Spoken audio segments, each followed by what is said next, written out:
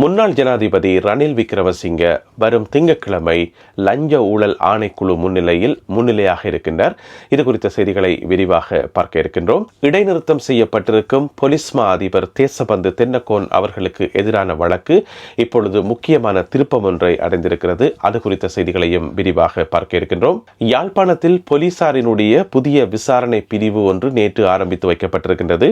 அது குறித்த செய்திகளையும் பார்க்க இருக்கின்றோம். வர இருக்கும் உள்ளூராட்சி சபை தேர்தலில் வாக்களிப்பது சம்பந்தமாக தேர்தல் திணைக்களம் சில புதிய தகவல்களையும் புதிய அறிவுறுத்தல்களையும் வெளியிட்டிருக்கிறது. இந்த செய்திகள் உட்பட மேலும் சில செய்திகள் இன்றைய காணொலியில் காத்திருக்கின்றன. அத்துடன் முக்கியமான 2 கேலி சித்திரங்களும் காத்திருக்கின்றன. தமிழடியான் சொந்தங்கள் அனைவருக்கும் வணக்கம். ஏப்ரல் மாதம் 26ஆம் தேதி 2025ஆம் ஆண்டு சனிக்கிழமை.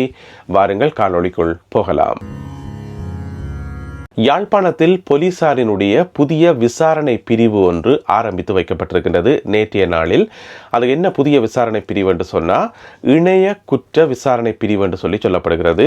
அதாவது அண்மை காலமாக வடமாகாணத்தில் பார்த்தீங்கன்னு சொன்னால் இந்த இணைய வழி குற்றங்கள் அதிகரித்து கொண்டே வருதாம். எனவே அதற்கு முறைப்பாடு செய்வதற்கு வசதியாகவும் கிடைக்கின்ற முறைப்பாடுகளை விசாரணைகள் செய்வதற்கு வசதியாகவும் புதிய இணைய குற்ற விசாரணை பிரிவு ஒன்று யாழ்ப்பாணத்தில் நேற்று ஆரம்பித்து வைக்கப்பட்டிருக்கின்றது.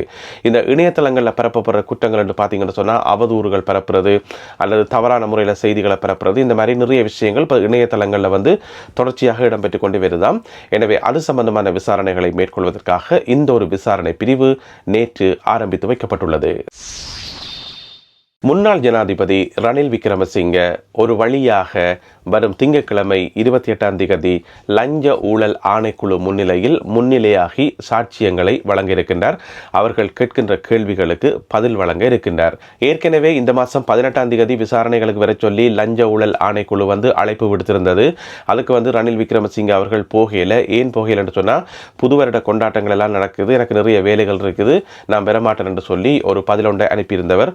அதுக்கப்புறம் இன்னும் ஒரு தவணை ஒன்று கொடுக்கப்பட்டது. அதுக்கு சொன்னவர் என்னுடைய லோயர் மேரெல்லாம் வெளிநாட்டில் இருக்கணும், அதனால் வர முடியாது, அவர்கள் வந்த அப்புறம் தான் வருவர் என்று சொல்லி இப்படியே சாட்டி சொல்லி கடைசியாக ஒரு வழியாக இந்த திங்கட்கிழமை லஞ்ச ஊழல் ஆணைக்குழுவில் முன்னிலையாகின்றார் முன்னாள் ஜனாதிபதி ரணில் விக்ரமசிங்க அவர்கள். அதுக்குரிய காரணம் உங்கள் எல்லாருக்குமே தெரியும். நல்லமா சாமர சம்பத் அவர்களுக்கு சார்பாக தேவையில்லாமல் ஒரு அறிக்கை ஒன்றை வெளியிட்டு அது காரணமாகத்தான் இப்போ விசாரிக்கப்பட போறார். அதாவது சாமர சம்பத் அவர்கள் இப்போ தடுத்து வைக்கப்பட்டிருக்கிறார். அதுக்கு ரணில் விக்ரமசிங்க அவர்கள் சாமர சம்பத் மேல சரியான பாசம் ரணில் விக்ரமசிங்க அவர்களுக்கு, அதனால ஒரு அறிக்கை ஒன்று விட்டவர். அவர் ஒரு குற்றமும் செய்யல, அவரில் எந்த விதமான பிழையும் இல்லை, எல்லாமே நான் சொல்லித்தான் நடந்தது என்று சொல்லி தேவையில்லாமல் ஒரு அறிக்கையை விட்டு இப்போ அது சம்பந்தமான விசாரணைக்கு திங்கட்கிழமை போறார். நாட்டில் பார்த்தீங்கன்னு சொன்னா இந்த பாச மழை தாங்கவே முடியல. ரணில் விக்ரமசிங்கவுக்கு சாமர சம்பத் மேல ஒரு பாசம், அங்கால உதய கமன் பிளவுக்கு பாத்தீங்கன்னு சொன்னா பிள்ளையான் மேல ஒரு பாசம், ஞானசார தேரருக்கு பாத்தீங்கன்னு சொன்னா அண்மையில சுட்டுக் கொல்லப்பட்ட டான் பிரியசாத் மேல ஒரே பாசம். இப்படி நாட்டுல இந்த பாச மழை தாங்க முடியல. வர இருக்கின்ற உள்ளூராட்சி சபை தேர்தலில் வாக்களிப்பது சம்பந்தமாக தேர்தல்கள் திணைக்களம் ஒரு விசேடமான அறிக்கை ஒன்றை வெளியிட்டிருக்கிறது. அதில் முக்கியமான ஒரு விடயம் ஒன்று சொல்லப்பட்டிருக்கு. என்னென்னு சொன்னால், நாட்டில் இருக்கிற தொழிலாளர்கள் இருக்கிறது தானே, அது எந்த தொழிலாளர்களாயும் இருக்கலாம், அரச மற்றும் தனியார் என்று சொல்லி எல்லா விதமான தொழிலாளர்களுக்கும் வாக்களிப்பதற்கு விடுமுறைகள் வழங்கப்படணும் என்று சொல்லி தேர்தல்கள் திணைக்களம் அறிவுறுத்தல் வழங்கி இருக்குது. இது தொழில் வழங்குனர்களுக்கான அறிவுறுத்தல் என்று சொல்லி நாங்கள் சொல்லலாம். அதாவது ஒரு தொழிலாளி அன்றைக்கு வாக்களிக்க போறார் என்று சொன்னா அவருக்கு விடுமுறை கொடுக்கணும், போயிட்டு வாக்களிச்சுட்டு வரும் வரைக்கும் விடுமுறை கொடுக்கணும். அந்த வாக்களிக்கிறதுக்கு ஒரு விடுமுறையில போவார் தானே, அதுக்கு சம்பளமும் கொடுக்கணும் என்று சொல்லி இதுல சொல்லப்பட்டிருக்கிறது. அது மட்டும் இல்லாமல் ஒவ்வொரு தொழிலாளர்களுக்கும் பாத்தீங்கன்னு சொன்னா இப்போ ஒவ்வொரு மாசத்திலையும் குறிப்பிட்ட நாட்கள் லீவு நாட்கள் இருக்கு தானே, அதுல கழிக்க கூடாதுன்னு சொல்லி சொல்லப்பட்டிருக்கிறது. அந்த வளமையான லீவு அது வளமையான லீவு அது வேற, இது தேர்தலில் வாக்களிக்கிறதுக்காக கொடுக்கப்படுற இந்த லீவு இது வேற. அதையும் இதையும் போட்டு மீங்கள் பண்ணக்கூடாதுன்னு சொல்லி தேர்தல் திணைக்களம் சொல்லி இருக்கிறது. எனவே நாட்டில் இருக்கிற சகல தொழிலாளர்களுக்கும் விடுமுறை வழங்கப்படணும் சம்பளத்தோடு என்று சொல்லி இந்த அறிக்கையில சொல்லப்பட்டிருக்கிறது. அதுல ஒரு சில விவரங்கள் சொல்லிக்கிறேன் பாருங்க. அதாவது 40 கிலோமீட்டருக்கு உள்ளே என்று சொன்னா அரை நாள் லீவு கொடுக்கணும் என்று சொல்லி சொல்லப்படுகிறது. அதாவது ஒரு தொழிலாளி போய் வாக்களிக்கிற இடம் இருக்குதானே, அவர் வேலை செய்யற இடத்துல இருந்து 40 கிலோமீட்டருக்கு உள்ள இருக்குமாக இருந்தால் அரை நாள் லீவு கொடுக்கணும், போய் அவர் கியூல நின்று வாக்களிச்சு போட்டு திரும்பி வாரத்துக்கு. அதே மாதிரி 40 கிலோமீட்டர்ல இருந்து 100 கிலோமீட்டர் வரைக்கும் தூரமாக இருந்தால் ஒரு நாள் லீவு கொடுக்கணுமா அந்த தொழிலாளிக்கு சம்பளத்தோடு சேர்த்து. அதே மாதிரி 100 கிலோமீட்டர்லேருந்து 150 கிலோமீட்டராக இருந்தால் 1.5 நாள் லீவு கொடுக்கணும். 150 கிலோமீட்டருக்கு மேலேயாக இருந்தால், இப்போ நீண்ட தூரத்துக்கு அங்கால போயிட்டு வாக்களிச்சுட்டு தான் வர போகிறாருன்னு சொன்னால், உதாரணமாக கொழும்பில் வேலை செய்கிற ஒரு தொழிலாளி வந்து யாழ்ப்பாணத்துக்கு போய் வாக்களிச்சுட்டு வர போகிறாருன்னு சொன்னால் அவருக்கு வந்து 2 நாட்கள் லீவு கொடுக்கணும் சம்பளத்தோடு என்று சொல்லி தேர்தல்கள் திணைக்களம் வெளியிட்டிருக்கின்ற இந்த விசேட அறிக்கையில் சொல்லப்பட்டுள்ளது. இடைநிறுத்தம் செய்யப்பட்டிருக்கும் போலீஸ் மா அதிபர் தேசபந்து தென்னக்கோன் அவர்களுக்கு எதிரான வழக்கு அடுத்த கட்டத்தை நோக்கி நகர்ந்திருக்கிறது. நேற்று 25ஆம் தேதி மாத்தறை நீதிமன்றத்தில் அவருக்கான வழக்கு இடம்பெற்றது. நேற்று நடந்த வழக்கு எதுக்கு என்று சொன்னால், நீதிமன்றத்தை அவர் அவமதித்தார் என்று சொல்லித்தான் அந்த வழக்கு இடம்பெற்றது. அதாவது வந்து ஏப்ரல் மாதம் 10ஆம் தேதி அவர் பிணையில வந்து விடுவிக்கப்பட்டவர். அப்போ பிணையில வந்து விடுவிச்சு அவர் வெளியில் வந்து காரில் ஏறி போகணும். இதுதான் நோமல் நடைமுறை. அப்போ அவர்கிட்ட கார் வந்து வெளியில் நின்று கொண்டிருந்தது. நீதிமன்ற வளாகத்துக்குள்ள வந்து கார் கொண்டு முடியாதானே. ஆனால் அந்த நீதிமன்றத்தினுடைய வரைமுறை எல்லாத்தையும் மீறி அவரை ஏற்றி கொண்டு போக வந்த அந்த BMW வந்து நீதிமன்ற வளாகத்துக்குள்ள வந்து என்டர் பண்ணிட்டது. அங்கே வச்சு தான் அவரை ஏற்றி கொண்டு போனது. எனவே அவர் நீதிமன்றத்தை அவமதித்து விட்டார் என்று சொல்லி அவர் மேலே திருப்பி ஒரு வழக்கு பதிவு செய்யப்பட்டு அந்த விசாரணை தான் நேற்று இடம்பெற்றது. அப்போ மாத்திர நீதிமன்றம் நேற்று அந்த தீர்ப்பில் சொல்லியிருக்கிறேன்னு சொன்னால், இந்த வழக்கை வந்து அடுத்த கட்டமாக உடனடியாக விசாரிக்கிறதுக்கு எங்களுக்கு வந்து அதிகாரம் இல்லை. எனவே இதை வந்து மேன்முறையீட்டு நீதிமன்றத்தில் இந்த வழக்கை வந்து பாரப்படுத்தணும் என்று சொல்லி சட்டமா அதிபரை கேட்டிருக்கின்றது மாத்தறை நீதிமன்றம்.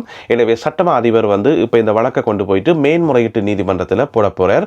எனவே இனி தேசபந்து தென்னக்கோன் அவர்கள் மேன்முறையீட்டு நீதிமன்றத்துக்கு போயிட்டு வர வேண்டியிருக்கும். அதே நேரம் இன்னும் ஒரு ஆளுக்கு எதிராகவும் இந்த வழக்கு வந்து போடப்பட்டிருக்கு. அவர் யாருன்னு பார்த்தீங்கன்னு சொன்னால், தேசபந்து தென்னக்கோனை ஏற்ற வந்த அந்த BMW இருக்கல்லோ, அந்த BMW காரை வந்து நீதிமன்ற வளாகத்துக்குள்ள கொண்டு வந்தவர். அவருடைய பேர் வந்து ரொஷான் லக்ஷித கருணாரட்ன என்று சொல்லி சொல்லப்படுகிறது. எனவே அவருக்கு எதிராகவும் இந்த வழக்கு போடப்பட்டுள்ளது.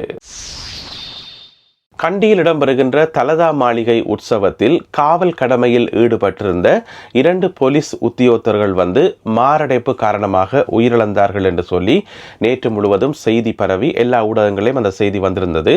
ஆனால் போலீஸ் திணைக்களம் வந்து இப்போ அந்த செய்தியை வந்து மறுத்திருக்குது. அது தவறான செய்தி என்று சொல்லி போலீஸ் திணைக்களம் சொல்லியிருக்கு. என்னென்னு சொன்னால், இப்போ கண்டி தலதா மாளிகையில் உற்சவம் நடக்குதானே, அதில் காவல் கடமையில் இருந்த எந்த ஒரு போலீஸாரும் வந்து உயிரிழக்கல என்று சொல்லியும், ஆனால் நேற்றைய நாளில் உயிரிழந்த 2 போலீசாரும் வந்து வேற சந்தர்ப்பங்களில் வேற இடங்களில் உயிரிழந்தார்கள் என்று சொல்லி சொல்லப்படுகிறது. ஒரு போலீசார் வந்து மாத்தளை பகுதியில் கடமையில் ஈடுபட்டிருந்த போது மாரடைப்பு காரணமாக உயிரிழந்திருக்கிறார் ஒரு போலீஸ். மற்ற போலீஸ் வந்து கடுகண்ணாவ பகுதியில் இடம்பெற்ற ஒரு விபத்தில் வந்து விபத்து காரணமாக உயிரிழந்திருக்கிறார். எனவே நேற்றைய நாள் வெள்ளிக்கிழமை வந்து 2 போலீசார்கள் உயிரிழந்தது உண்மைதான். ஆனால் அதுக்கும் கண்டி தலதா மாளிகையில் இடம்பெற்ற பாதுகாப்பு நடவடிக்கைகளுக்கும் ஒரு சம்பந்தம் இல்லை என்று சொல்லி போலீஸ் திணைக்களம் வெளியிட்டுள்ள அறிக்கையில் சொல்லப்பட்டுள்ளது. ஐரோப்பிய ஒன்றியத்தால் இலங்கை அரசாங்கத்துக்கு வழங்கப்படுகின்ற GSP+ இதனை வந்து நீடிப்பது சம்பந்தமான ஆய்வுகளை மேற்கொள்வதற்கு ஐரோப்பிய ஒன்றியத்தைச் சேர்ந்த உயர் அதிகாரிகள் இலங்கைக்கு வருகின்றார்கள். இம்மாதம் 28ஆம் தேதி திங்கட்கிழமை அவர்கள் இலங்கைக்கு வருகின்றார்கள்.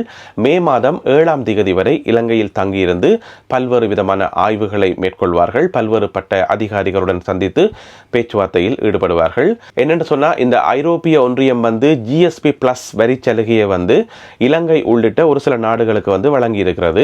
அதன் அடிப்படையில் வந்து ஐரோப்பிய ஒன்றியத்துக்குள்ள ஏற்றுமதி செய்யப்படுற பொருட்களுக்கு வந்து வரிகள் வந்து விதிக்கப்பட மாட்டாது அல்லது குறைந்த அளவு வரிகள் விதிக்கப்படும் என்றதான் அந்த GSP+ முக்கியமான விஷயம். அப்ப அதை வந்து நீடிக்கிறதுக்கு வந்து சில நிபந்தனைகள் இருக்குது. அந்த நிபந்தனைகளில் வந்து நாட்டில் வந்து லஞ்ச ஊழல்கள், பாதுகாப்பு பிரச்சனை, பொதுமக்களுடைய வாழ்க்கை என்று சொல்லி அதுக்குள்ள கணக்க கேட்டகரிஸ் இருக்குது. அதில் மிக முக்கியமானது இந்த பயங்கரவாத தடை சட்டம். எனவே பயங்கரவாத தடை சட்டத்தை நீக்கணும் என்றது ஐரோப்பிய ஒன்றியத்தினுடைய ஒரு அழுத்தமாக இருக்கிறது. ஆனா இன்னுமே வந்து பயங்கரவாத தடை சட்டம் வந்து நீக்கப்படையில. அதுக்கு பதிலாக இன்னும் ஒரு சட்டத்தை உருவாக்கிட்டு இந்த சட்டத்தை வந்து நீக்கிறதுக்கு அரசாங்க முயற்சிகள் மேற்கொள்வதாக சொல்லப்படுகிறது.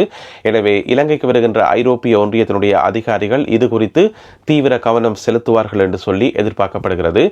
அதே போல மே மாதம் 7ஆம் தேதி அவர்கள் தங்களுடைய ஆய்வுகளை நிறைவு செய்து போகின்ற போது தெரிய வரும் இலங்கைக்கு தொடர்ந்தும் GSP+ வரிச்சலுகை கிடைக்குமா இல்லையா என்பது சம்பந்தமாக. அடுத்ததாக இன்றைய கேலி சித்திர பகுதிக்கு செல்லலாம். உங்களுக்கு தெரியும், கண்டியில் நடக்கிற ஸ்ரீ தலதா மாளிகையினுடைய அந்த திருவிழா காரணமாக கண்டி நகரமே முழுக்க இப்போ குப்பை கூலங்களால் நிரம்பி இருக்குது. அதனை குறிக்கும் முகமாக இந்த கேலி சித்திரம் ஒன்று வரையப்பட்டிருக்கிறது. இதில் கண்டி என்று சொல்லி ஆங்கிலத்தில் எழுதப்பட்டிருக்குது. அந்த எழுத்துக்களை உத்து கவனித்து பார்த்தீங்கன்னு சொன்னால், கண்டியில் போடப்பட்டிருக்கிற அந்த குப்பைகள் இருக்குது தானே, என்னென்ன விதமான குப்பைகள் எல்லாம் போடப்பட்டிருக்கோ அதை வச்சுக்கொண்டு அந்த கண்டி என்று சொல்லி ஆங்கிலத்தில் எழுதப்பட்டிருக்கிறது. எனவே இந்த ஒரு கேலி சித்திரம், இது முதலாவது கேலி சித்திரம். இரண்டாவது கேலி சித்திரம் பார்த்தீங்கன்னு சொன்னா, ஜனாதிபதி அனுரகுமார திசாநாயக்கா அவர்கள் ஒரு இடத்துல நிற்கிறார். அவரை சுற்றி முன்னாள் ஜனாதிபதி ரணில் விக்ரமசிங்க ஒரு கோடு மாதிரி கீறார். அந்த கோட்டை கொஞ்சம் உத்து பார்த்தீங்கன்னு சொன்னா, அது ஆங்கில எழுத்து எல் என்ற எழுத்து தான் அது. எனவே ஏற்கனவே இந்த அரசாங்கத்தை எல்போட் அரசாங்கம் என்றும், அரசாங்கத்தில் அங்கம் வகிக்கிற பாராளுமன்ற உறுப்பினர்களையும் அமைச்சர்களையும் எல்போட் அமைச்சர்கள், எல்போட் பாராளுமன்ற உறுப்பினர்கள் என்று சொல்லி ரணில் விக்ரமசிங்க அவர்கள் நக்கல் அடித்தவர். தன்னிட்ட ஃபெராரி கார் ஓடுறதுக்கான லைசன்ஸ் இருக்குது. ஆனால் இந்த அரசாங்கம் எல்போட் அரசாங்கம் என்று சொல்லி முன்னாள் ஜனாதிபதி ரணில் விக்ரமசிங்க அவர்கள் நக்கல் அடிச்சிருந்தவர். இப்போ பார்த்தீங்கன்னு சொன்னால், ஜனாதிபதி அனுரகுமார திசாநாயக்கா அவர்களை சுற்றி ஒரு எல்லொண்டு கீறிக்கொண்டிருக்கிறார் முன்னாள் ஜனாதிபதி ரணில் விக்ரமசிங்க. எனவே இந்த கேலி சித்திரங்கள் மற்றும் இன்றைய காணொலியில் பகிர்ந்து கொள்ளப்பட்ட செய்திகள் குறித்த உங்களுடைய கருத்துக்களை மறக்காமல் கீழே எழுதுங்கள். மீண்டும் மற்றும் ஒரு காணொலியில் உங்களை சந்திக்கின்றேன். அதுவரை நன்றி, வணக்கம்.